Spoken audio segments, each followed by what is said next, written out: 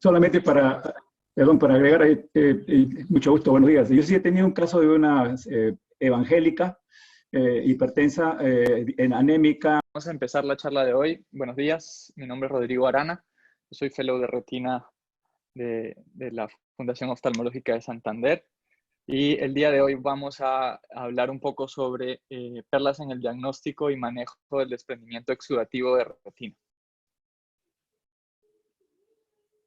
Para empezar, es importante saber que los desprendimientos de retina básicamente es la separación de la retina neurosensorial del epitelio pigmentado de la retina. Por consecuencia, se va acumulando líquido subretiniano y vamos a ver que esto va a generar o va a producir algunos hallazgos clínicos y es importante definir su etiología. Existen factores que van a ayudar a mantener la retina adherida, ¿no? Entonces, evidentemente vamos a tener que existe una bomba metabólica del EPR. El EPR como base, como scaffold donde se apoya la retina, va a ser un epitelio muy metabólicamente activo, el cual va a estar constantemente produciendo cambios de presiones por gradientes y por traspaso de moléculas y iones para poder tener un adecuado posicionamiento sobre la retina. Existe también una presión osmótica de la coroides, que es por alto flujo, genera una gradiente de corriente que también nos ayuda a mantener la adecuada aposición de la retina sobre el epitelio pigmentado de la retina. Vamos a tener una fuerza que va a ser la presión intraocular, digamos la presión que hace el vitrio dentro, tratando de presionar la retina hacia el epitelio pigmentado de la retina, y la presión osmótica a nivel de la coroides, y el balance entre estas dos va a hacer que tengamos un factor importante que mantiene la retina adherida. Existen unas adhesiones también en la matriz interfotorreceptor, que ya vamos a ver un esquema de qué es lo que significa estas adhesiones. Entonces aquí tenemos un esquema bastante didáctico en el cual podemos observar una célula del EPR y aquí los segmentos externos, tanto de los conos como los bastones. Vamos a ver que esta célula tiene un espacio, se genera un espacio entre fotorreceptores y esto es como una matriz que funciona dense cuenta que esto es como si fuese una goma tratando de adherir y tratando de juntar, mantener el espacio entre los fotorreceptores bastante unidos. Lo otro es que esta célula tiene unas digitaciones, unas microvellosidades que también generan una mayor superficie de área de contacto hacia los segmentos externos y la célula como tal tiene unas uniones bastante importantes que vamos a hablar que proporcionan una unión muy fuerte y actúan como una barrera. Tenemos aquí abajo la corio capilaris y la membrana de Bruch. La corio capilaris con sus capilares fenestrados, que siempre están teniendo un alto volumen y una alta presión hidrostática, recogiendo material de la célula y llevando nutrientes hacia la célula. Entonces, como ven, esta es una zona extremadamente activa y gracias a eso se mantiene la posición de la retina al epitelio pigmentado de la retina. Existen diferentes tipos de desprendimiento de retina. Como sabemos, existe el desprendimiento de retina regmatógeno, que se produce por un antecedente de una ruptura. El común denominador o el factor de riesgo más importante de esto es el desprendimiento del vitrio posterior, ya que este va a ser el que genera estas rupturas a nivel periférico y por las cuales, por gradiente de a través de estos rayos y va a producir una disección progresiva de la capa, digamos, de la retina neurosensorial del epitelio pigmentado de la retina. Está el desprendimiento de tipo traccional, que es un desprendimiento que normalmente donde más lo vemos es la retinopatía diabética proliferativa, donde se forman estas membranas fibrovasculares que tienen ciertas tracciones en puntos específicos de la retina y por fuerza traccional generan que la retina se desprenda el epitelio pigmentado de la retina. También hay un componente, existen componentes mixtos donde se unen estos desprendimientos de retina traccionales. Al generar tanta tracción pueden generar un regma o una ruptura y por ahí generarse un desprendimiento de retina mixto. Y el de la charla de hoy, que es el de tipo exudativo o seroso, que vamos a ver que se tiene que producir una ruptura en las barreras hematorretinianas para poder, digamos, saber de dónde proviene el líquido que está generando el desprendimiento. Entonces, si ven esta fotografía de fondo de ojo a color, es un mosaico realizado de diferentes tomas, podemos ver algo, una zona de un desprendimiento focal de la retina y aquí abajo, como donde nos señalan las flechas, bastante reconocible, una zona de un regma. Entonces, tenemos el primer caso, que este es el caso del cual todos podemos ser testigos y haber diagnosticado un desprendimiento de retina regmatógeno bastante directo, bastante sencillo, digámoslo así, y tiene algunas características peculiares, estos pliegues que se forman en la retina, ¿no? Y que normalmente esto sigue un proceso en el cual va poco a poco llenándose de líquido y lograr inclusive llegar a casos cuando tenemos desprendimientos de retina totales. Este es el otro caso, los desprendimientos de retina traccionales.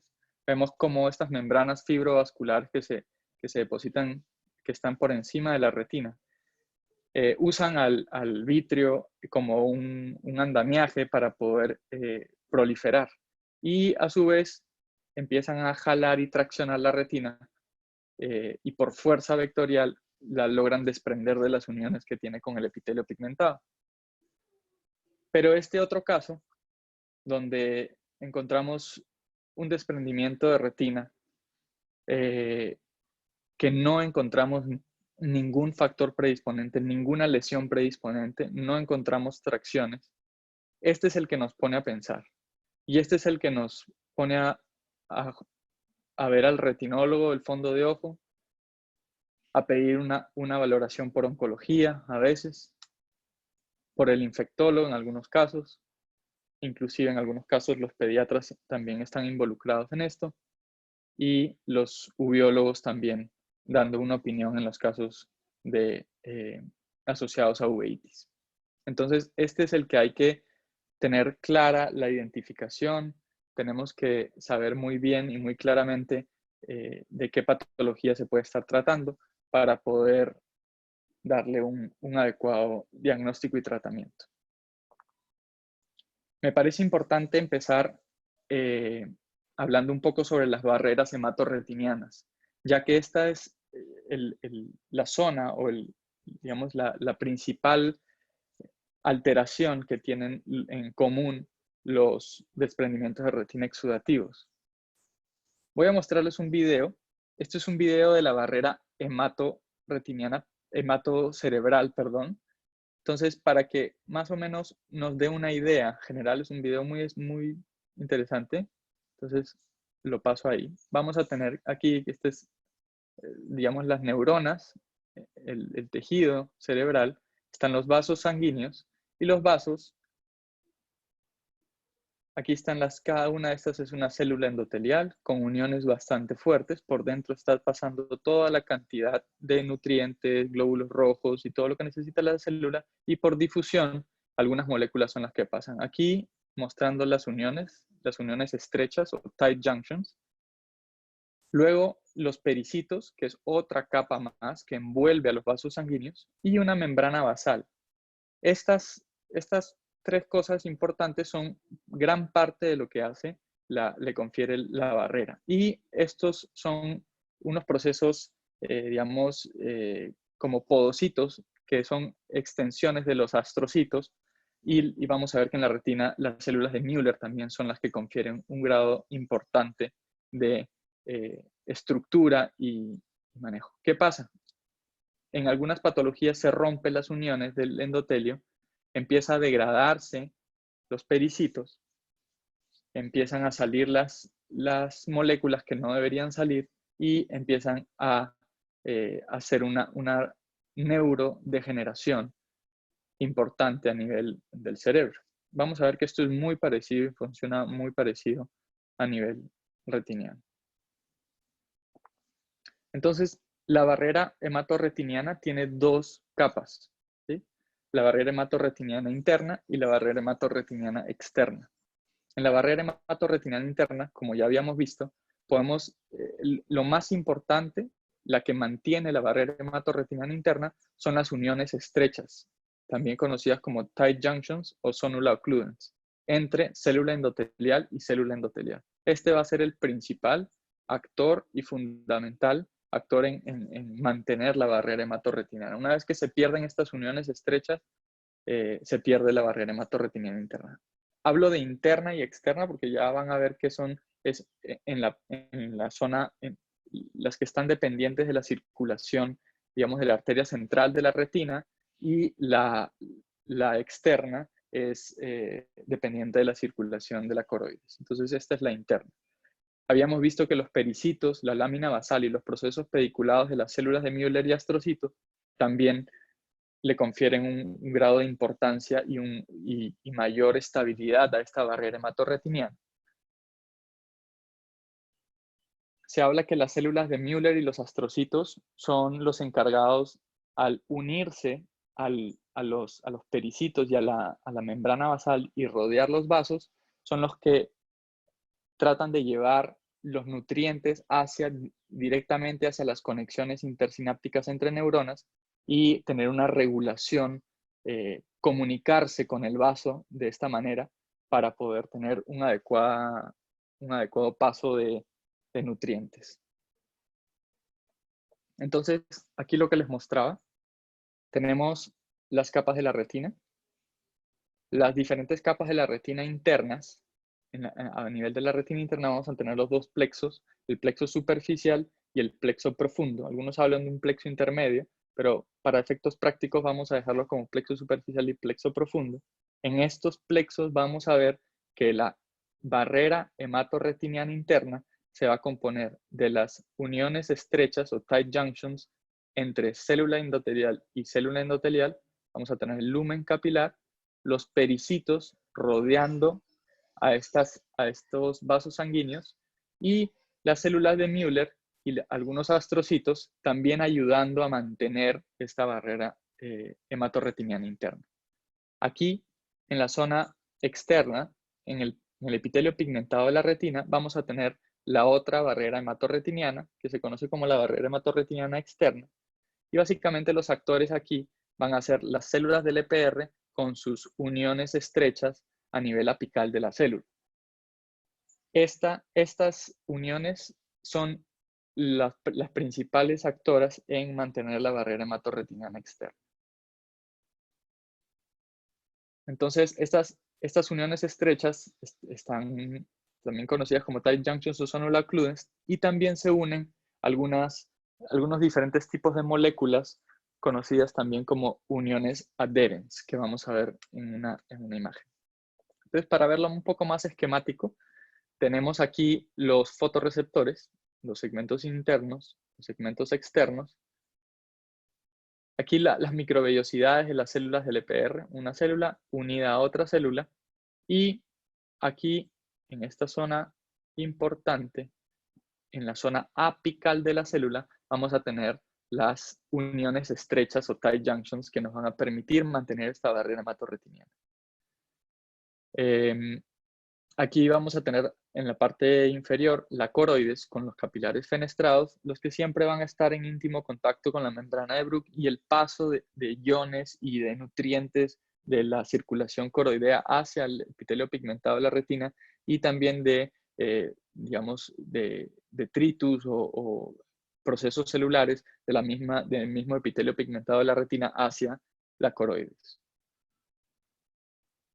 Entonces aquí tenemos las diferentes moléculas que son las que forman esta unión, digamos, estrecha entre entre cada célula del epitelio pigmentado de la retina. Tenemos las de tipo tight junctions, que son algunas diferentes proteínas transmembrana, como la ocludina, la claudina, las moléculas de adhesión, digamos, junctional adhesion molecules, y las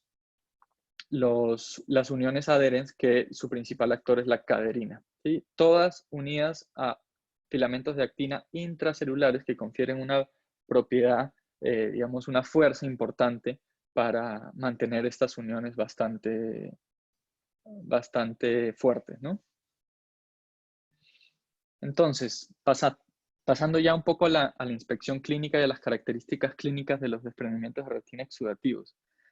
Los desprendimientos de retina exudativos pueden ser bulosos, como se ve aquí en esta imagen, pueden ser más planos, pero lo importante es que tienen una superficie más lisa de lo normal, no tienen digamos, estos pliegues que se forman normalmente en los desprendimientos de retina regmatógenos, no hay zonas de tracción evidentes, y vamos a tener una característica importante que se llama el shifting fluid. Entonces, la perla número 1, como mensaje en esta charla, es que siempre que nosotros nos encontremos ante la posibilidad de tener un desprendimiento de retina exudativo, debemos haber primero descartado con todas las técnicas clínicas un desprendimiento de retina regmatógeno y evidentemente un desprendimiento de retina traccional.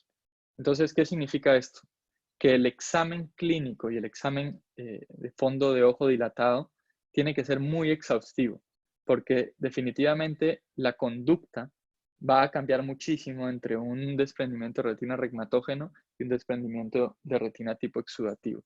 Entonces, aquí debemos utilizar todas las armas que tenemos a mano, la oftalmoscopía indirecta, podemos indentar toda la periferia para tratar de que no se nos vaya a pasar ningún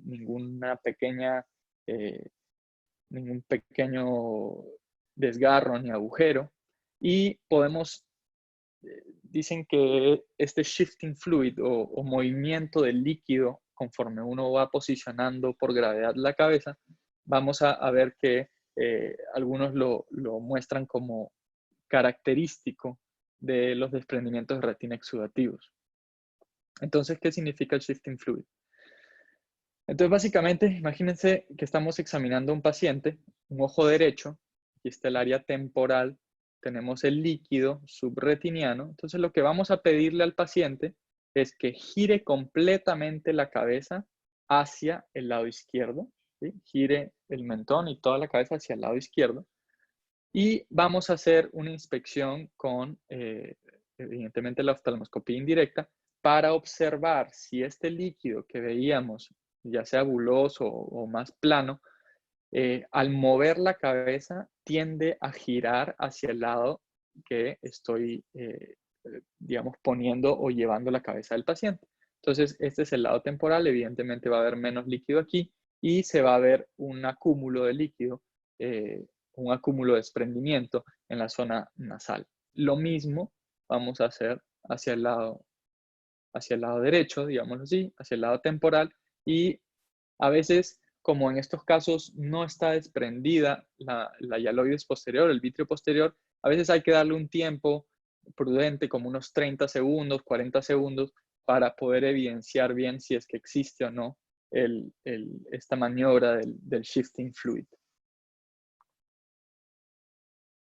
La siguiente pregunta que nos debemos hacer ¿es un desprendimiento de retina? No encontré ningún regma, ninguna ruptura, ningún agujero. No es un desprendimiento de retina traccional.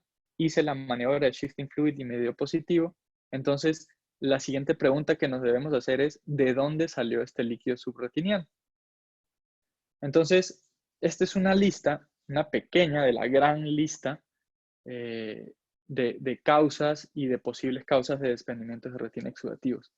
Yo creería hablar todo el día acerca de todas las diferentes presentaciones y diagnósticos probables los que pueden generar un desprendimiento de retina exudativo, pero creería que primero hay que pensar en lo más frecuente.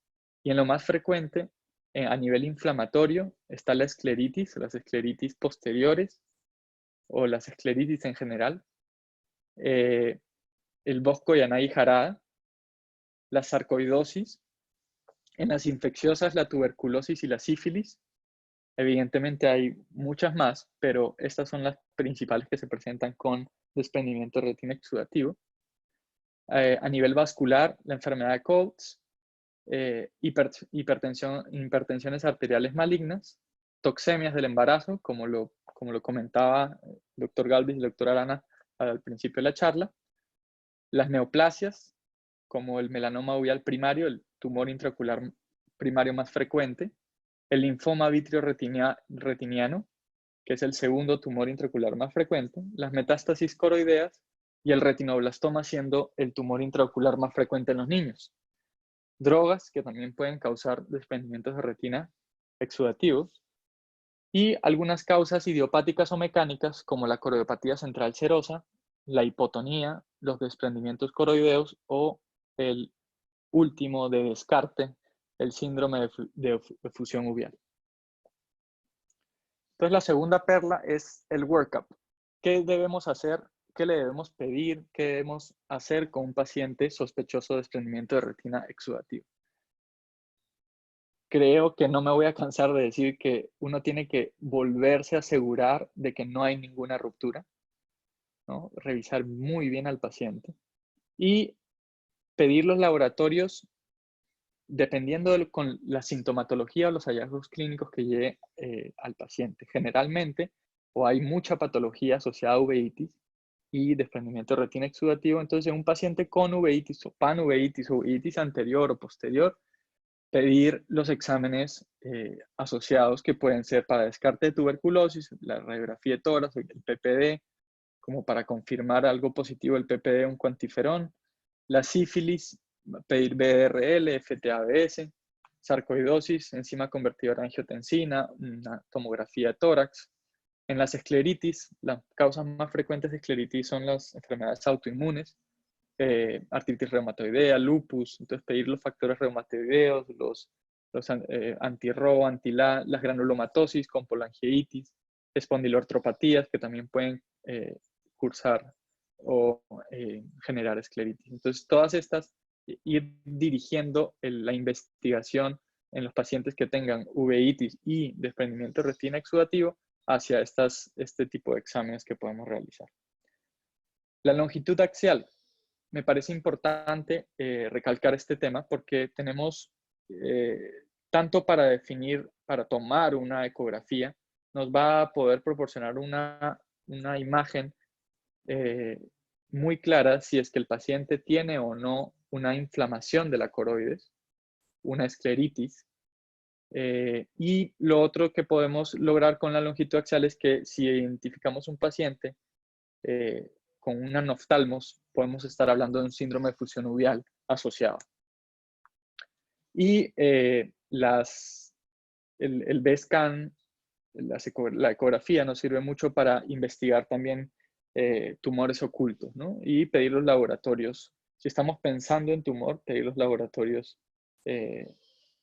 pertinentes para cada uno de los tipos de tumores que puedan estar. Siempre yendo de lo más frecuente a lo menos frecuente, ¿no? Entonces, la perla número 3, ¿cómo voy a manejar un desprendimiento de retina exudativo? ¿No? Entonces, básicamente aquí la idea más clara e importante que tiene que quedar es tratar de encontrar la causa. Y una vez encontrada la causa, tratar de revertirla.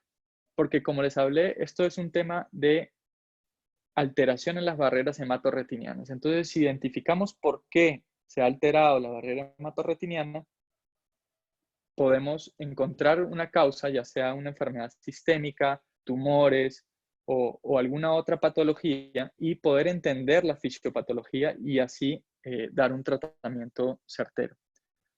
Y también saber cuándo un caso de desprendimiento de retina exudativo es quirúrgico.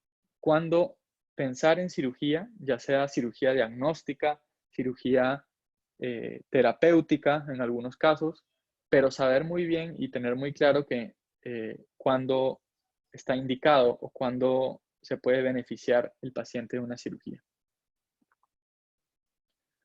Entonces, voy a empezar a mostrarles unos casos. Por favor, si alguien tiene alguna opinión acerca de los casos o de cualquier otra cosa, me interrumpen y podemos conversarlo, podemos tener unas ideas distintas en todo este tema. Entonces voy a iniciar con el primer paciente, es un paciente de 52 años. Es un paciente que tuvo un trasplante pulmonar con éxito hace 2 meses por una fibrosis pulmonar.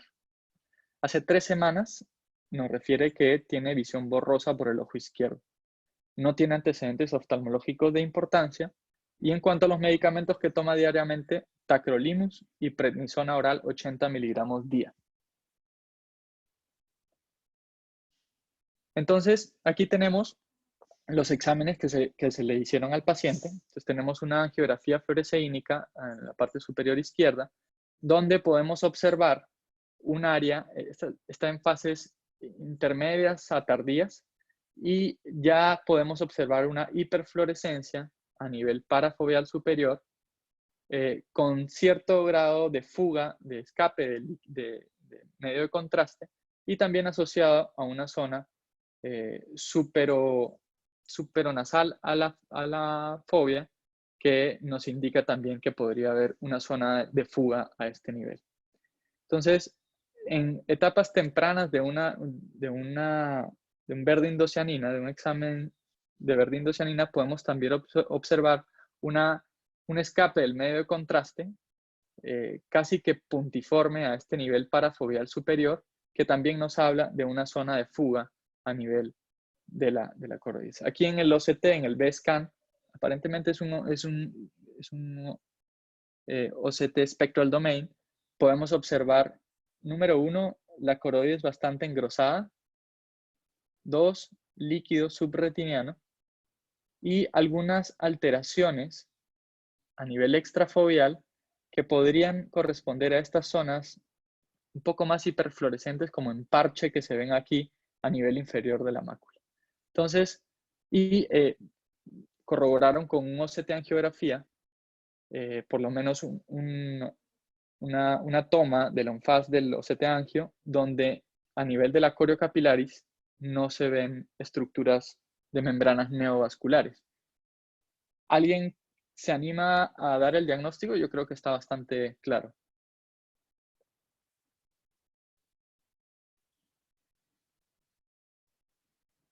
¿Nadie? No, están como tímidos. ¿Sí me escuchan o no? Sí, lo escuchamos. Listo.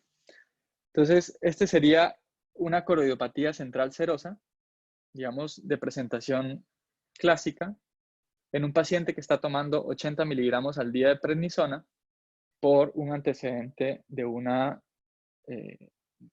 trasplante pulmonar. Entonces, aquí quiero hacer contraste con otra presentación. Rodrigo. Doctor. Buenos días, Alejandro Tello. Entonces, no, yo creo que una cosa importante, o sea, le voy a preguntar, mejor dicho, los esteroides sistémicos definitivamente ya están identificados como factor de riesgo para la central serosa. Sí, señor. ¿Los tópicos también, los esteroides tópicos también? Sí, se habla de que cualquier absorción que pueda tener esteroide tópico a nivel ya sea inhalado, de broncodilatadores, con uso también de corticoides, puede también estar asociado a un mayor riesgo de coroidopatía central serosa. No sé si alguien tiene otra opinión, el doctor Carlos Mario quizá que nos... Aló, buenos días. Esto, pues es más común con todas las otras presentaciones de esteroides, con los tópicos que usamos usualmente en oftalmología, prednisolona o dexametasona, está reportado, pero es muy poco frecuente, mientras que las otras presentaciones, así como decía Rodrigo, sí es más frecuente. Pero lo que sí debe quedar completamente claro es que están contraindicado si uno ve a un paciente con central serosa, ¿cierto? Sí, claro, no tiene ninguna explicación fisiopatológica enviar esteroides tópicos a una central serosa. Alejandro, hago una preguntita completa margen. Se invitó a la doctora Barón, al doctor Romero y al doctor Arias y al doctor Villarreal a la reunión. Doctor Viteri, es que esta es la reunión de los residentes, doctor Galvis. Doctor Eduardo. Yo les envié un correo invitándolos, doctor. Bueno, eso es para que valoremos el compromiso de los instructores y después que no haya quejas de parte de ellos. Y lo digo públicamente. Yo he tenido la oportunidad de tener casos de corioretinopatía serosa central con tratamiento tópico con clobetasona de una acné rosácea. Interesante. Sí, hay muchas patologías dermatológicas y el abuso de estos en esas patologías es muy alto, ¿no? Contrastemos este otro paciente. Paciente de 60 años, hombre, con disminución de la visión desde hace 3 meses y progresiva por el ojo derecho. Es hipertenso en manejo médico, pero controlado, y también es asmático en tratamiento. No tiene antecedentes oftalmológicos de importancia y entre los medicamentos que usa hipotensores, atorvastatina e inhaladores broncodilatadores con corticoides. Aquí, miren esta presentación. Entonces tenemos una fotografía de fondo de ojo a color, una de campo amplio, un ojo derecho, donde se puede observar aquí en la zona inferior periférica ya un desprendimiento de retina buloso. Aparentemente no hay zonas de desgarros ni rupturas. Y haciendo un acercamiento, podemos ver múltiples alteraciones hipopigmentadas a nivel de la mácula, con zonas también de desprendimiento y líquido subretiniano, y algunos pliegues también a nivel aquí de la zona perifoveal. A nivel de la angiografía fluoresceínica podemos observar múltiples puntos hiperfluorescentes que van aumentando a lo largo del estudio y algunas zonas de hipofluorescencia que quizá correspondan a hipofluorescencia por bloqueo. Y aquí vemos en la zona inferior, por el mismo desprendimiento seroso que tiene el paciente, cómo hay un bloqueo y una hipofluorescencia por bloqueo por el desprendimiento y la cantidad de líquido que tiene por debajo de la retina.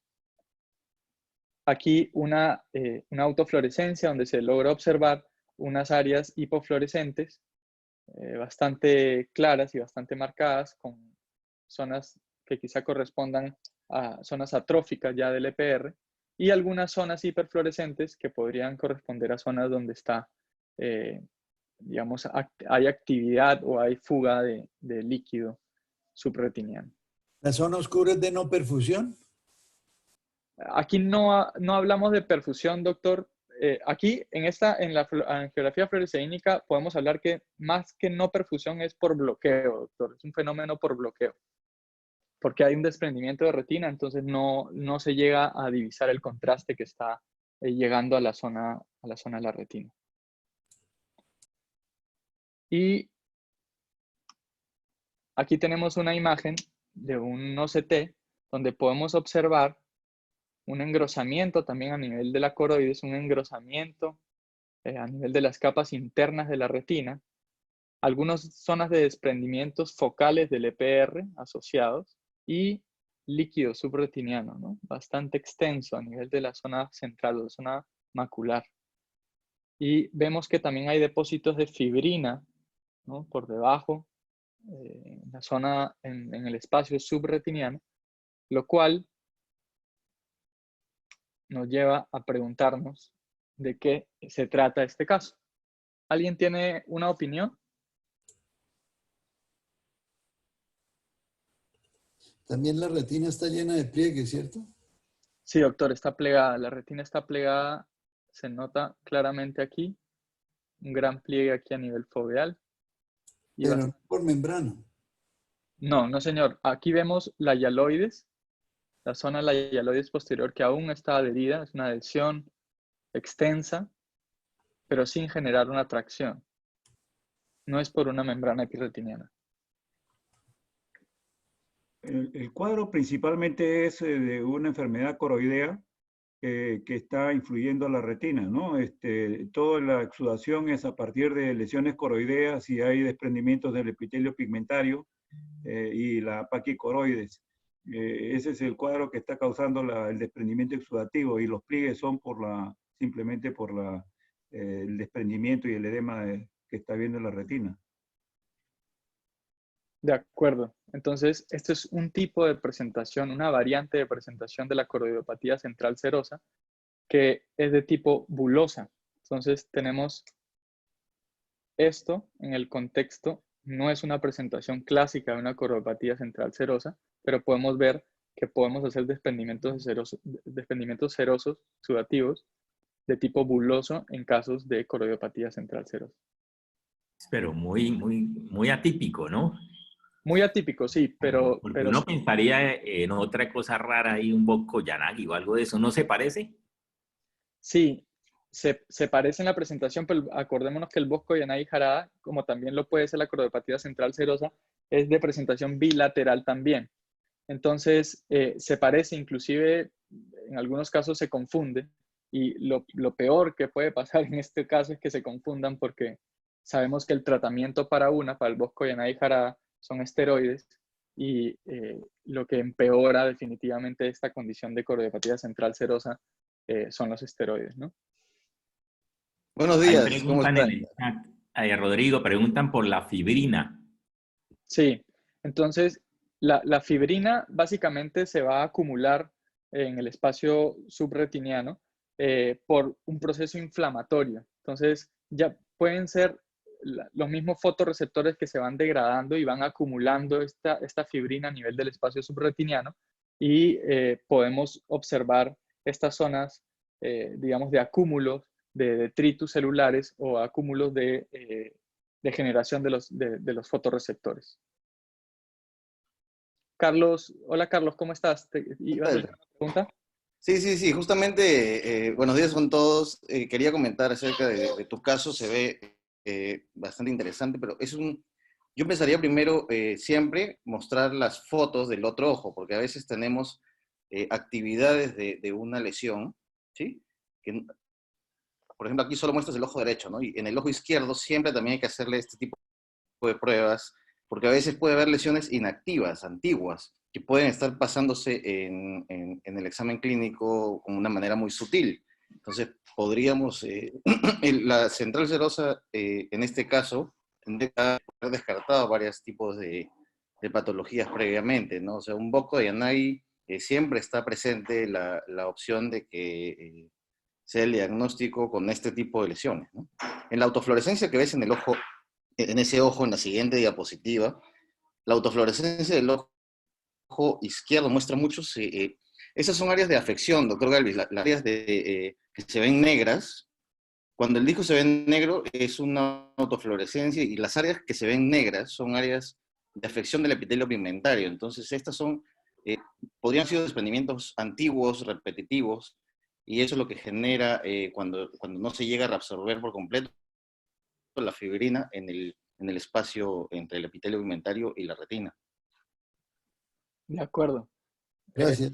Totalmente de acuerdo, Carlos, contigo. Es siempre importante, sobre todo en este tipo de enfermedades y en los desprendimientos de retina exudativos, tener muy presente que hay muchas enfermedades las cuales se presentan de manera bilateral. En este caso no es un caso mío, es un caso que encontré en la literatura y pues lamentablemente solamente ponen las imágenes del ojo derecho, pero inclusive si ellos dudaron mucho del diagnóstico al principio e inclusive hicieron una pequeña prueba terapéutica con corticoides, lo cual llevó a que esto que se presentó así al principio fuese empeorando hasta ponerse así, lo cual los llevó a pensar y a definir que esto se trataba de una coroidopatía central serosa. Buenos días, yo quiero hacer otro apunte con este caso. Si quieres, devuélvete a las fotografías a color. Esta variación de la coroidopatía central serosa es la más rara de todas, como decía el doctor Alejandro Tello. Uno pensaría en otras cosas, pero pues como dice Rodrigo, lo más importante en estos casos es la parte de los antecedentes, y este era un paciente pues que tenía esteroides inhalados. Nosotros en la Fundación Oftalmológica de Santander tenemos un paper ya que está en revisión por la revista de la Sociedad Española de Oftalmología de pacientes con leucemia. Uno, si ve este cuadro clínico, como esas fotos inicialmente, debe pensar en leucemia. Nosotros en los pacientes que tuvimos, que evaluamos, el 50% de ellos se presentaron de esta manera, y lo interesante es que más o menos el 30% de ellos, nosotros fuimos quienes hicimos el diagnóstico, o sea, pues no hicimos el diagnóstico de leucemia, pero sí cuando mandamos a estos pacientes por el tipo de desprendimiento tan atípico, lo mandamos con medicina interna, pues el paciente pues terminó con el diagnóstico de leucemia. Entonces, para tener en cuenta esta otra etiología en estos casos de desprendimientos de retina exudativo. Muchas gracias, Carlos. Entonces, como les había comentado, la causa. ¿Cuál es la causa de la ruptura de esta barrera en estos casos? Entonces, se habla que en la coroidopatía central serosa existe una hiperpermeabilidad de la coroides, lo cual va a generar una mayor presión hidrostática a nivel de la circulación, y va a generar desprendimientos a nivel del EPR. Estos pequeños desprendimientos, o también llamados micro-rips del EPR, pueden generar que las uniones estrechas que tiene la célula del EPR, digamos, entre cada una, se rompa, y se rompa esta barrera hematorretiniana externa, y empiece a haber el tema con el acúmulo de líquido a nivel del espacio subretiniano, ¿no? Y en cuanto al tratamiento, pues muchas cosas se han postulado y se realizan, de hecho, para la coroidopatía central serosa, pero yo creo que aquí lo primero es investigar la historia clínica, quitar el uso de los corticoides si es que están en uso, y pues dar todas las recomendaciones que ya sabemos acerca del caso, ¿no? Entonces, otro paciente de 32 años, una mujer de 32 años con visión borrosa bilateral desde hace 3 semanas.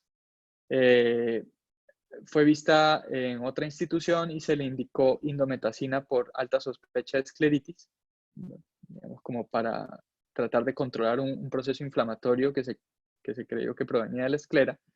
Y el ojo derecho 20/30, el ojo izquierdo 20/80.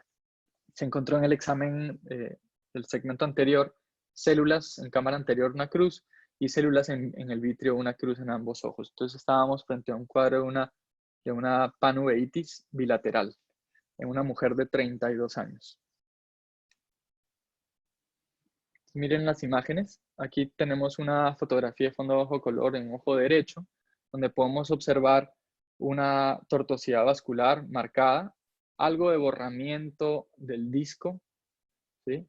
Algunos pliegues muy finos a nivel de la retina, y lo cual nos haría pensar que existe líquido subretiniano en esta imagen. Aquí en la angiografía fluoresceínica en etapas intermedias podemos observar una hiperfluorescencia marcada de la cabeza del nervio óptico, con algunas hiperfluorescencias punteadas asociadas también a algunas otras áreas hipofluorescentes que nos muestra a nivel aquí extramacular. El ojo izquierdo. ¿Las manchitas son fugas coroideas? Sí, doctor. ¿Peripapilares? Sí, doctor, son fugas a nivel estas manchitas son fugas a nivel de los vasos sanguíneos de la coroides que nos dan la imagen hiperfluorescente. Gracias. En la fotografía de fondo de ojo a color del ojo izquierdo podemos observar también digamos, una coloración poco usual, ¿no? Y podemos observar también algunos pliegues de algunos acúmulos de líquido subretiniano a nivel de la zona central del polo posterior. En etapas tempranas de la angiografía podemos observar hipofluorescencias ¿sí? Como en parche, en un patrón moteado, que luego durante el avance de las fases angiográficas podemos tener algunas hiperfluorescencias puntiformes que se extienden a lo largo del polo posterior, y en etapas ya más tardías tenemos el conocido pooling o estasis de toda la zona del colorante en las diferentes zonas del polo posterior. Entonces aquí hay fuga en estas zonas hiperfluorescentes, y cuando se acumula ya el colorante se ve el fenómeno de pooling o de estasis del colorante a nivel subretiniano. Aquí tenemos un OCT donde nos muestra un engrosamiento marcado a nivel de la coroides, ¿no? Aquí vemos, inclusive no se logran observar los grandes vasos de la coroides, está bastante inflamada. Y asociado también se ven algunas zonas de acúmulo de líquido subretiniano como formas, como tabiques de fibrina que pueden estar dentro de estas zonas de desprendimiento. Tenemos también que hay un aumento de la reflectividad de las capas internas de la retina, y también algunas zonas de líquido subretiniano asociado. ¿Alguien que quiera dar un comentario acerca de este caso?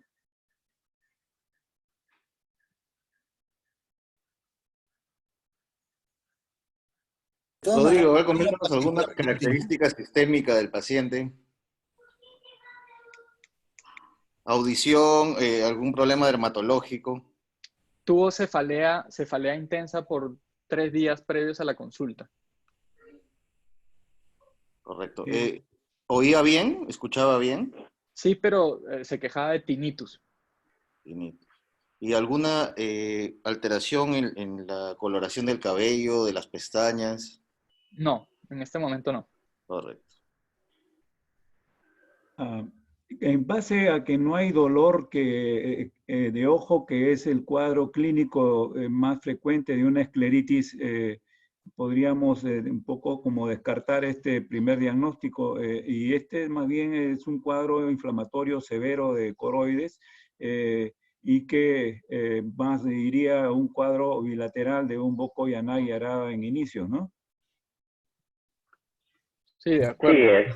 Sí, es la presentación más típica, y algo que quiero que quede muy claro es que este OCT que nos muestra Rodrigo se puede considerar que es un OCT casi patognomónico de Bokoi Yanagi Arada. Cuando presentamos estos engrosamientos coroideos tan marcados y esta distribución de tabiques de fibrina dentro de la retina, casi que con un 100% de seguridad se puede decir que es un Bokoi Yanagi Arada. Sí, de acuerdo. Entonces, en el Bokoi Yanagi Arada, la causa, ¿por qué se dañó la barrera hematorretiniana?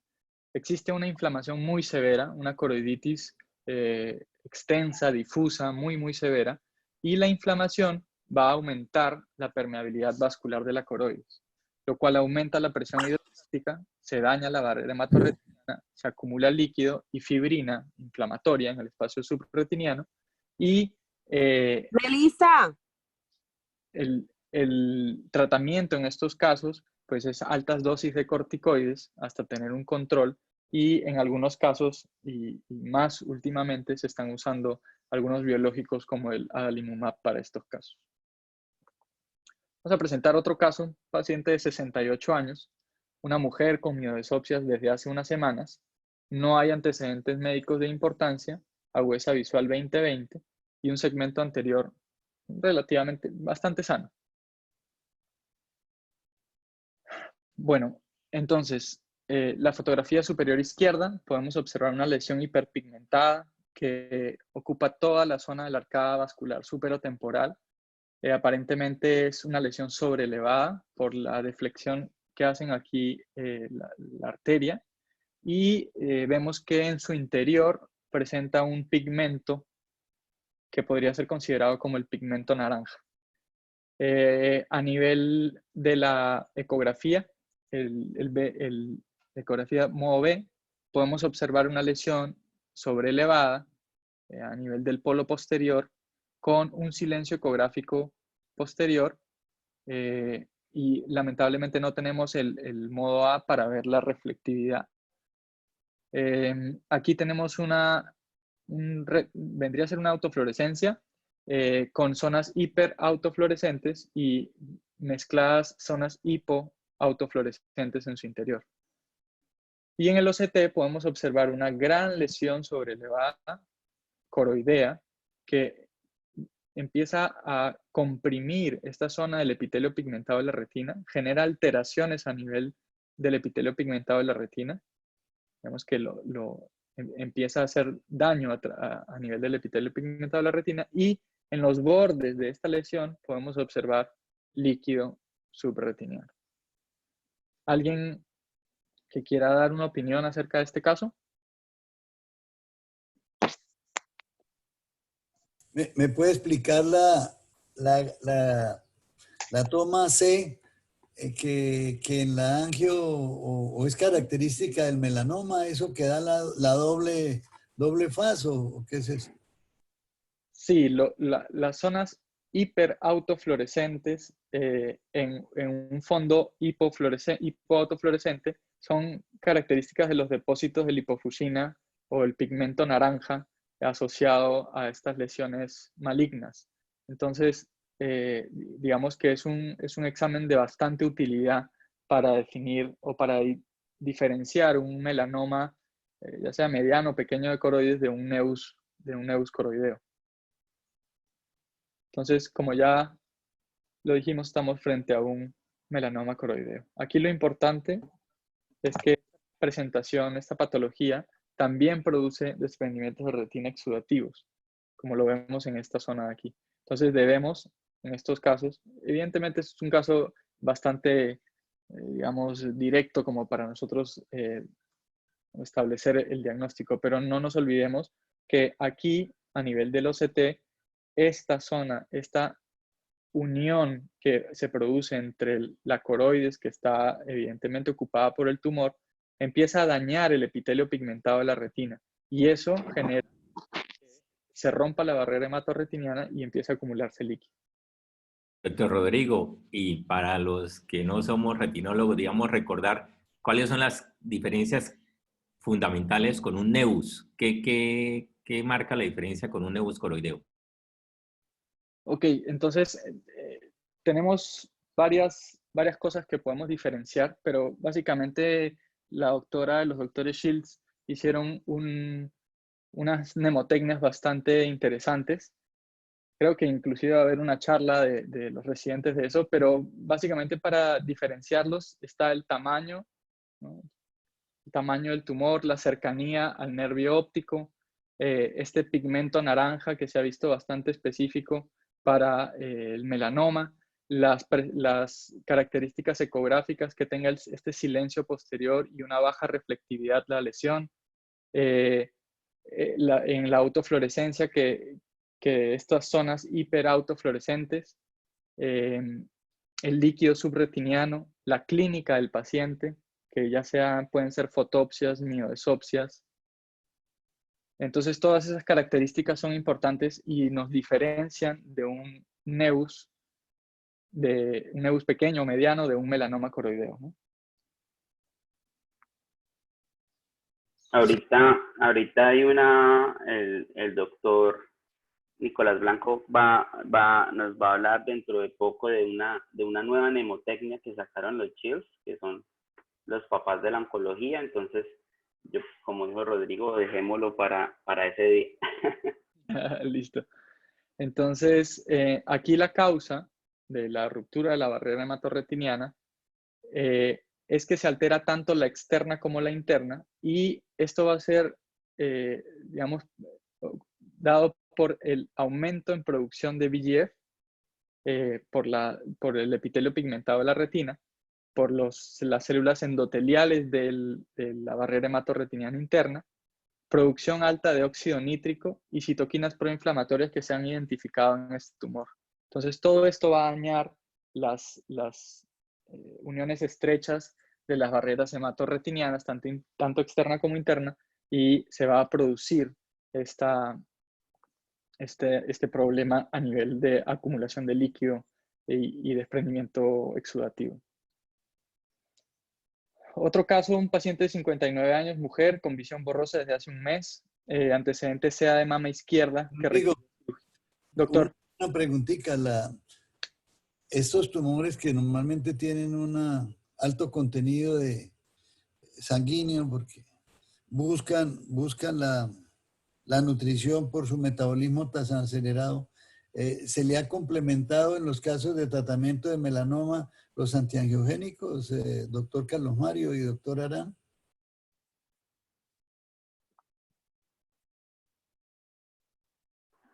Sí, evidentemente se ha usado los antiangiogénicos porque se ha visto que en estos tumores hay una expresión alta de VEGF, entonces sí se han usado, pero no va, digamos que las inyecciones de antiangiogénico no cambian o no disminuyen la tasa de mortalidad que hay con estos tipos de tumores de tipo melanoma específicamente, ¿no? No sé si Carlos Mario... Sí, no, básicamente el tratamiento de estos melanomas depende de muchas cosas, del tamaño, la localización, pero como muchos de estos tratamientos, la mayoría de ellos son tratamientos ablativos, es decir, termoterapia transpupilar, radioterapia dirigida, CyberKnife. Todos estos tipos de tratamientos ablativos con ese tipo de terapias pueden generar como una complicación, una retinopatía por radiación. Y una retinopatía por radiación se comporta básicamente como una retinopatía diabética, en donde hay un aumento marcado de los niveles de VEGF y esto puede terminar en un glaucoma neovascular. Entonces, la terapia antiangiogénica es más que todo coadyuvante para tratar de prevenir retinopatía por radiación y glaucoma neovascular secundario, más no para el manejo como tal del melanoma. Gracias. Muchas gracias, Carlos. Siguiente caso, una paciente de 59 años, mujer con visión borrosa desde hace un mes, un antecedente importante de un CA de mama izquierdo que requirió cirugía hace 3 años. Visión por el ojo derecho 20/25, por el ojo izquierdo 20/50 y un segmento anterior sano. Entonces tenemos una fotografía de fondo de ojo a color en el ojo derecho, donde logramos observar, les pido disculpas por la calidad de la imagen, no está tan buena, pero podemos observar aquí delimitada una lesión aparentemente hipopigmentada, sobrelevada, que genera algunas alteraciones también pigmentarias a nivel de esta zona del polo posterior. Entonces, durante las fases intermedias de la angiografía fluorescénica podemos observar un patrón, como un patrón moteado de hiperfluorescencia con hipofluorescencia.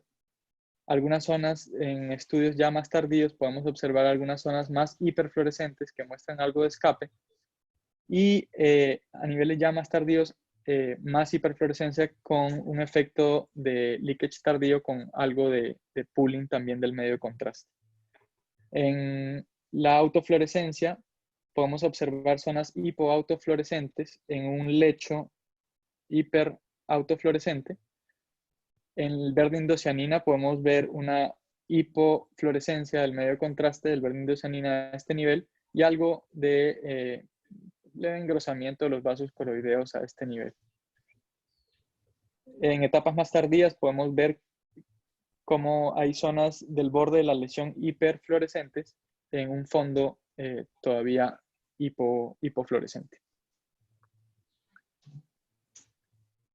En el OCT podemos observar esta distribución de la coroides, de estas irregularidades o lumps que tiene la coroides y asociado también un desprendimiento de retina exudativo. Algunas alteraciones a nivel ya de la capa de fotorreceptores, capas externas, pero dentro de todo el epitelio pigmentado de la retina se ve algo más hiperreflectivo, pero conservando su apariencia normal. ¿Alguien tiene una opinión acerca de esto? Sí, sí, si esta metástasis con el tratamiento sistémico no necesitan tratarle el ojo.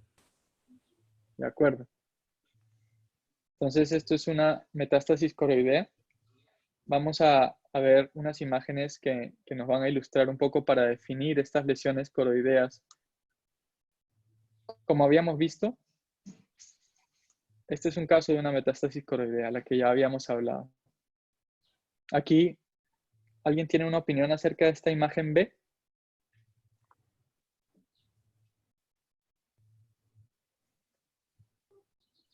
Bueno, para hacerla más, más rápida la charla, no nos vamos a acabar. Aquí se ve una lesión, digamos, que altera el epitelio pigmentado de la retina, genera una distorsión de las capas externas, una alteración de la arquitectura de las capas externas, y podemos observar que esta imagen que está aquí abajo no es una imagen de los vasos coroideos normales. Hay una alta reflectividad en esta zona y como un entreverado, como si fuese una malla digamos, de un material que no es el aspecto normal que tiene la coroides, ¿no? Este es un osteoma coroideo, otra de las lesiones coroideas que pueden producir desprendimientos de retina exudativos. La característica de esta es la imagen a nivel de la coroides es prácticamente hueso, y la alteración a nivel del epitelio pigmentado de la retina y el líquido retiniano que se pueda. Aquí, ¿alguien que quiera opinar acerca de esta lesión? Bueno, básicamente aquí lo que tenemos es una lesión coroidea sobreelevada en forma de domo que genera una alteración a nivel del epitelio pigmentado de la retina. Sin embargo, la capa, digamos, de fotorreceptores, las capas externas no se ven tan comprometidas en esta patología. Estamos frente a un hemangioma coroideo circunscrito. Otra de las lesiones que también pueden producir desprendimientos de retina exudativos. Aquí vamos a ver un nevus. Ven cómo hay una lesión en cúpula, pero que no hay una distorsión de las capas externas de la retina ni a nivel del EPR, lo cual nos da la característica de benignidad de esta lesión coroidea. Y ya habíamos visto esta lesión bastante parecida a esta cúpula que presenta el nevus coroideo, pero aquí sí vemos una alteración importante del EPR y de las capas externas de la retina. Pero cuando inician los melanomas, ¿pueden tener un comienzo parecido al nevus coroideo? Porque los nevus normalmente son planos y obviamente angiográficamente no dan la patología del melanoma, pero pueden ser parecidos, pregunto yo. Sí, doctor. Definitivamente cuando son melanomas pequeños pueden parecerse en los diferentes estudios, cada uno con sus diferentes presentaciones, pero sí se pueden parecer en un inicio. Por eso hay que estar muy atentos a estos tumores pequeños o medianos, ¿no? Sí, clínicamente pueden ser muy similares y por eso, como Rodrigo nos ha presentado los casos, en lesiones pigmentadas del fondo del ojo, es supremamente importante los estudios multimodales porque cada uno nos da un tip sobre la posible patología que tenga el paciente.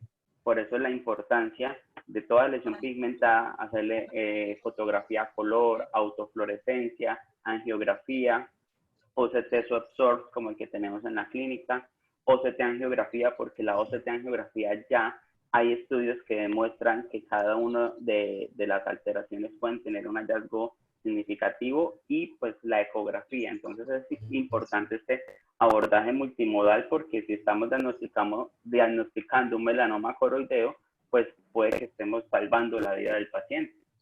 Por eso la importancia. Salva la vida del paciente, pero lo echan de la EPS.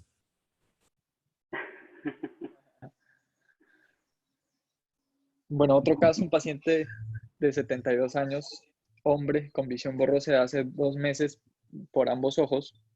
Como característica presentó fiebre y baja de peso importante en los últimos 2 meses. Agudeza visual de 20/60 en ojo derecho y 20/70 en el ojo izquierdo. Y presenta con un cuadro uveítico, con células en cámara anterior y célula vítrea. Entonces estamos frente a un cuadro de una panuveitis bilateral. Un paciente de 72 años con fiebre y baja de peso. ¿Fiebre nocturna y escalofríos? Escalofríos. No referían si era fiebre nocturna únicamente, pero sí escalofríos y baja de peso. ¿Y tosía mucho?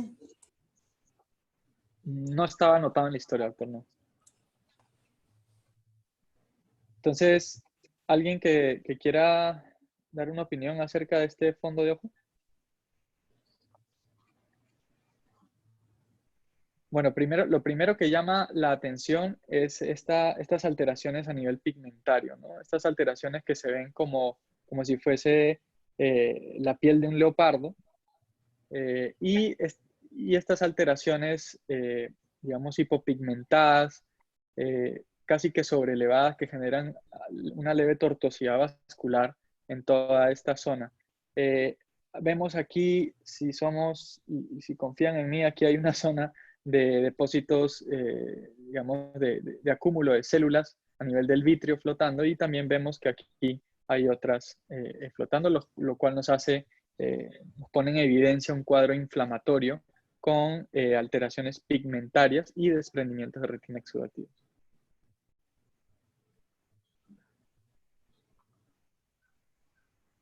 Este es un B-scan de un OCT que ha sido tomado, y donde vemos un acúmulo importante de líquido subretiniano, un engrosamiento marcado aquí y inclusive zonas de ausencia del epitelio pigmentado de la retina, y un epitelio pigmentado de la retina que no se ve sano, se ve engrosado, se ve bastante, digamos, alterado, ¿no?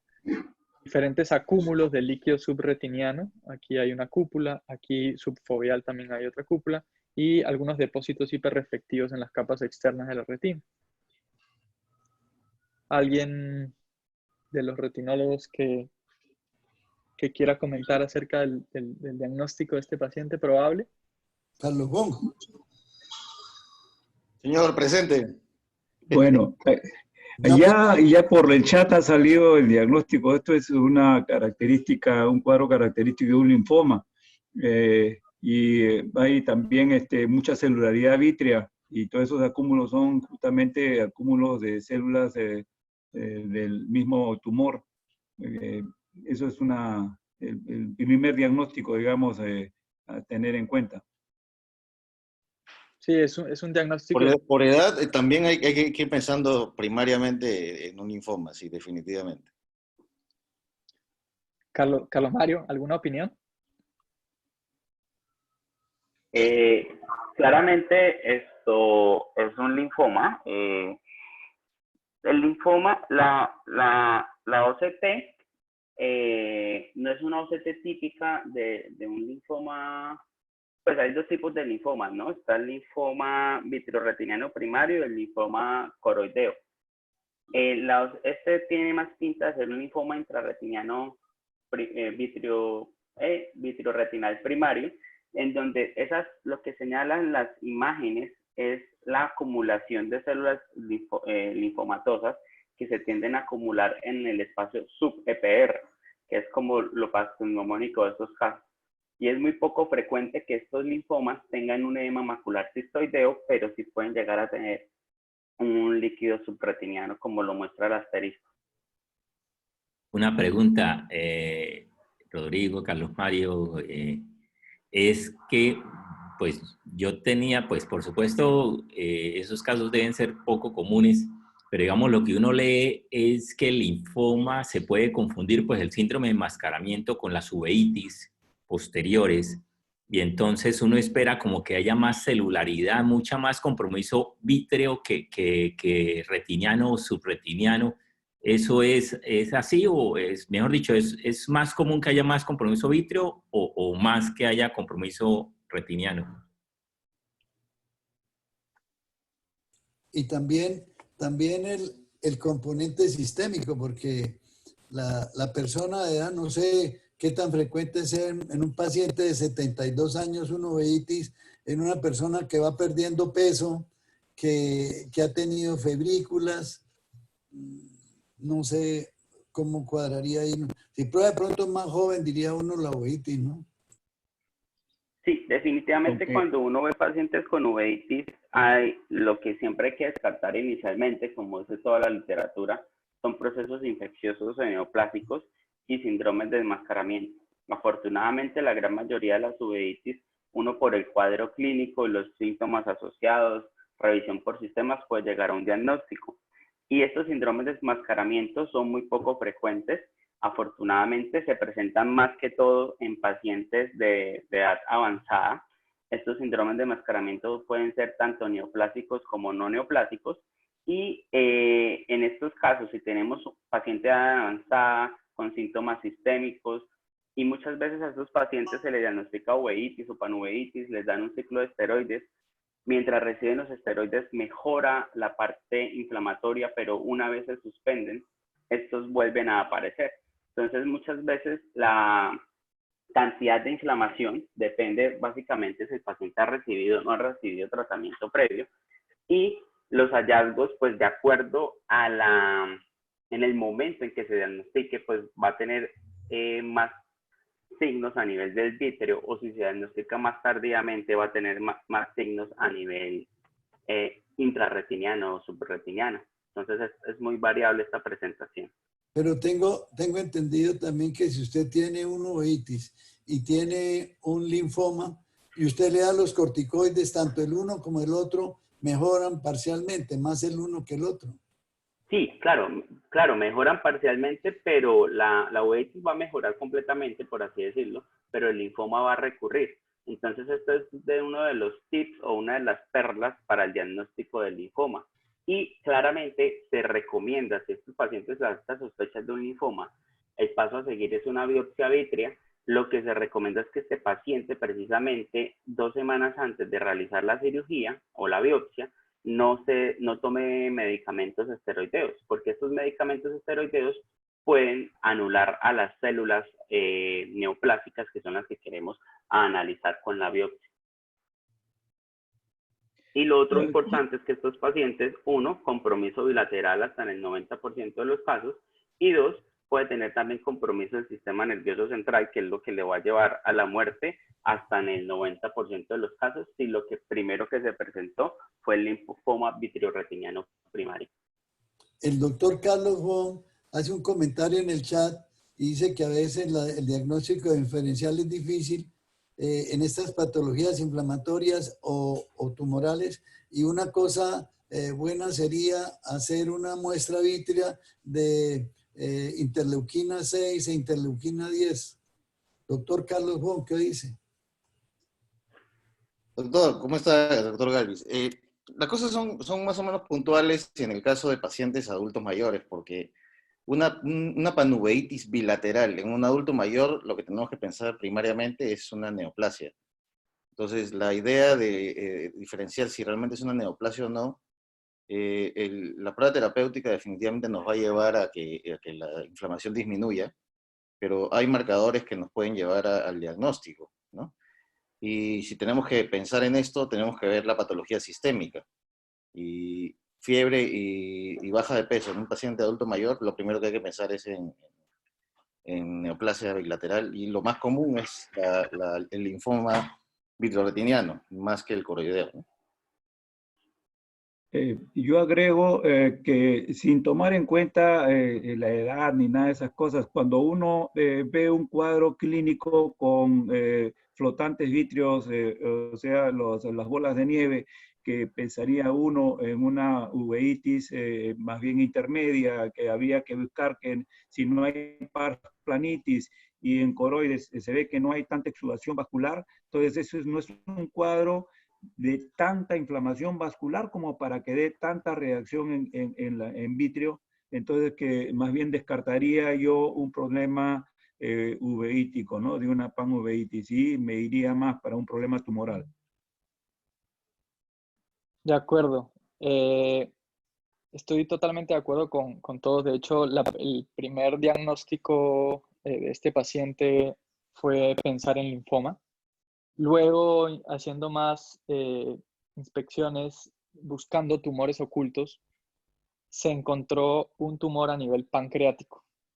Luego de eso, haciendo también las investigaciones y el diagnóstico clínico, ya fue confirmado como un síndrome paraneoplásico que se conoce como VDAM por sus siglas en inglés, que básicamente es una proliferación uveal melanocítica difusa bilateral. Entonces, esto hace que pues tengamos claro que existen muchos diagnósticos diferenciales, sobre todo en este tipo de presentaciones, y debemos buscar siempre el primario, ¿no? Que es lo que nos dicen siempre, buscar siempre digamos, la lesión o el tumor primario para poder estar seguros de que se trata de algo específico. Pero, Rodrigo, pero le hicieron entonces vitrectomía y salió, ¿qué salió en la vitrectomía?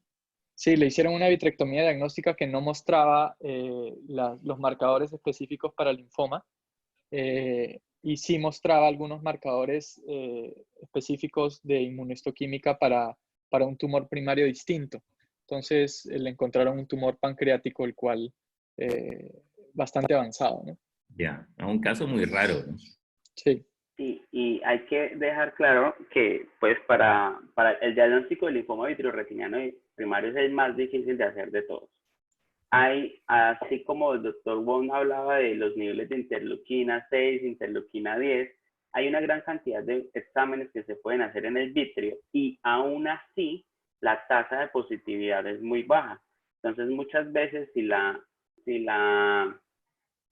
sospecha diagnóstica sigue siendo alta, uno puede repetir nuevamente la cirugía, repetir nuevamente los exámenes y en últimas hacer una biopsia retinocoroidea, que es como lo último a lo cual uno quiere llegar por lo de agresivo que puede llegar a ser este procedimiento, pero sí es importantísimo que este diagnóstico es muy difícil de hacer.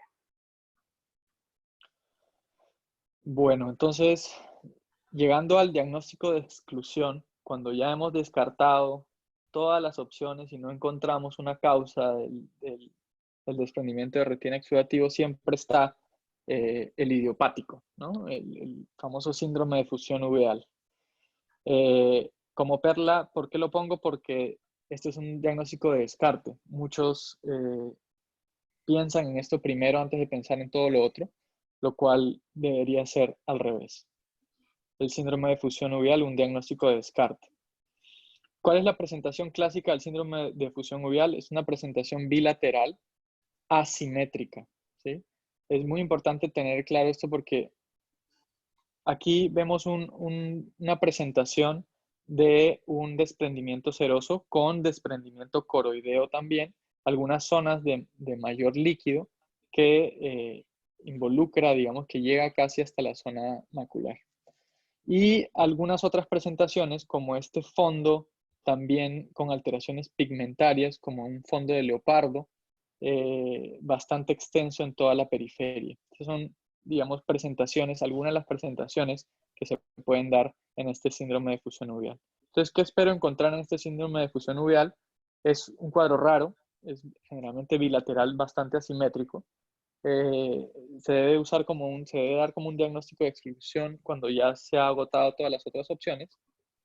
Vamos a encontrar un desprendimiento exudativo, seroso, asociado también a posibles desprendimientos coroideos, cambios a nivel del EPR o alteraciones del EPR, este fondo atigrado o de leopardo, una presión intraocular generalmente normal, a diferencia de los cuadros de hipotensión severa que se ven posteriores a cirugías de glaucoma, por ejemplo, y una inflamación mínima o en la mayoría de casos ausente. Entonces, este otro caso, tenemos la presentación de los desprendimientos coroideos periféricos, con algo de desprendimiento seroso también de la retina, y estos cambios pigmentarios el fondo atigrado, fondo de leopardo que se observa, ¿no? Existen 3 tipos en la literatura. El tipo 1, que se está asociado a ojos pequeños, a ojos nanoftálmicos, hipermetrópicos, que generan una rigidez importante escleral, lo cual va a impedir el flujo normal digamos, va a generar una compresión también a nivel de las venas vorticosas y va a generar una mayor presión hidrostática a nivel de la coroides, lo cual va a generar digamos, una efusión de líquido y alteración de la barrera hematorretiniana externa. El tipo 2, pacientes con esclera rígida pero sin nanoftalmos. Y el tipo 3, el tipo idiopático con una esclera normal. ¿Cuál es la causa? Una mala regulación de la vasculatura coroidea por la rigidez, una compresión de las venas vorticosas y una reducción en la permeabilidad de proteínas en la esclera, lo cual va a aumentar la presión oncótica a nivel de los vasos epiesclerales.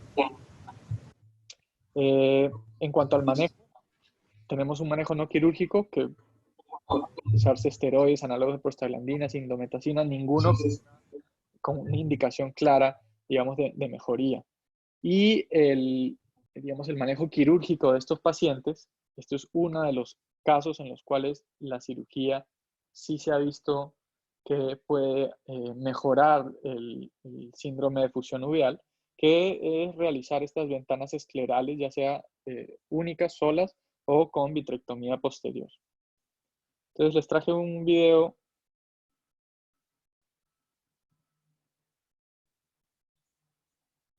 Entonces básicamente lo que podemos ver aquí es la realización aproximadamente a 4 milímetros de la inserción de los músculos rectos, la realización de una ventana escleral.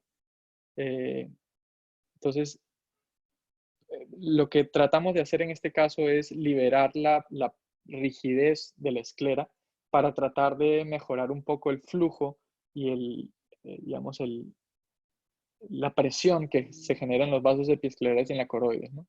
Entonces ahí lo que vemos es que una vez realizada la ventana, se hace un corte y con exposición con un punch de Kelly, que se usa para la trabeculectomía, se expone el tejido uveal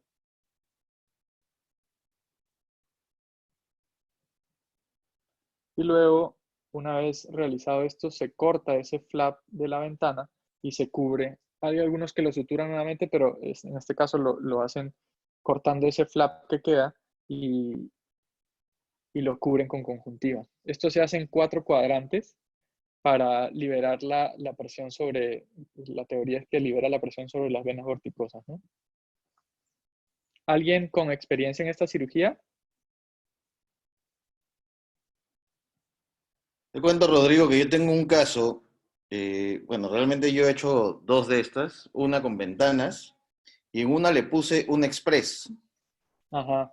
Y me fue bien, ¿eh? La verdad es que con esta cirugía no necesitas hacer vitrectomía muchas veces, la gran mayoría de las veces esto es suficiente, ¿no? De acuerdo. La técnica del Express creo que fue el grupo Arevalo, ¿cierto? Que estaban como desarrollándola ahí. Correcto. Muy bien. Bueno, yo he hecho varias en el transcurso de mi carrera y cuando todavía no había ninguno de estos ayudas,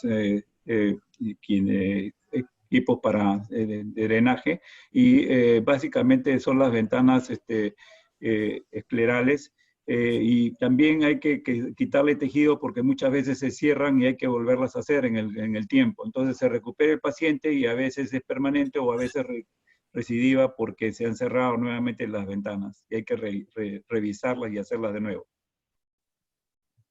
Excelente. En cuanto al manejo quirúrgico del desprendimiento de retina exudativo, entonces, ¿cuándo pensamos en operar? Cuando realmente vamos a tratar la enfermedad de base quirúrgicamente. ¿En qué casos? Se están haciendo, hay algunos grupos que hacen, inclusive, si no estoy mal, el doctor Juan David Arias está haciendo resecciones de melanomas, obviamente fuera del polo posterior, y eso es una forma ya de tratar la patología de base. Ahora, Evidentemente en las patologías sistémicas lo que queremos es tratar la patología sistémica para, de manera secundaria, mejorar el desprendimiento de retina exudativo, ¿no? ¿Qué tipo de cirugías se pueden hacer? Desde vitrectomías diagnósticas, como lo hemos visto, que en muchos de los casos no son curativas o no tratan la enfermedad, pero sí nos dan un acercamiento importante al diagnóstico. Podemos hacer drenajes externos del líquido subretiniano. En los casos de los desprendimientos de retina exudativos muy bulosos, que no mejoran con un tratamiento sistémico por la patología de base, podemos mejorar la cantidad de líquido haciendo un drenaje externo. Y también, en algunos casos, realizar yo diría que en la minoría de casos, un drenaje interno con vitrector, ¿no? Con vitrectomía completa.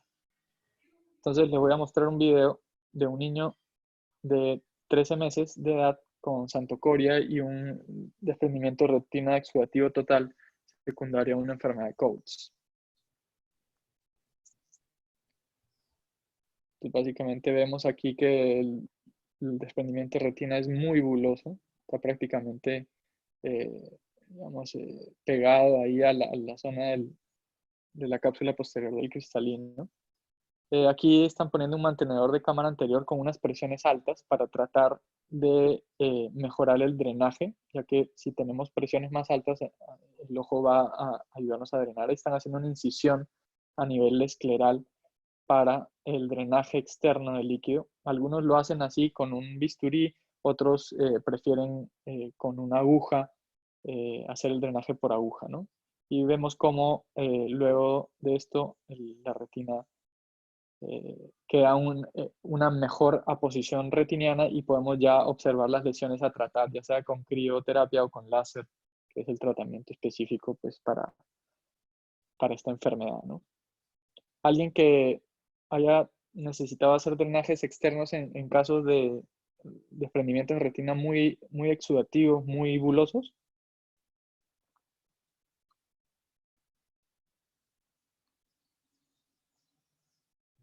Bueno, entonces, como conclusiones de la charla, considerar la causa y darle tratamiento. Explorar bastante bien. Ya vemos que esto es una presentación de muchas posibles causas, pero si hacemos una buena historia clínica y un buen examen clínico, podemos en la mayoría de casos llegar a un diagnóstico pronto y oportuno. Pensar siempre las más frecuentes primero, no irnos a los diagnósticos de exclusión. El síndrome de fusión uveal, por ejemplo, es un síndrome enteramente de descarte. Y el manejo quirúrgico debe ser a la medida para resolver el mecanismo que está generando el desprendimiento de retina exudativo. Si vemos que este tratamiento no va a mejorar la patología de base o la alteración que está generándose en la barrera hematorretiniana, no vamos a tener simplemente una recurrencia del líquido y recurrencia de los desprendimientos de retina exudativa. Bueno, eso era todo. Muchísimas gracias por su atención. ¿Alguna pregunta, alguna duda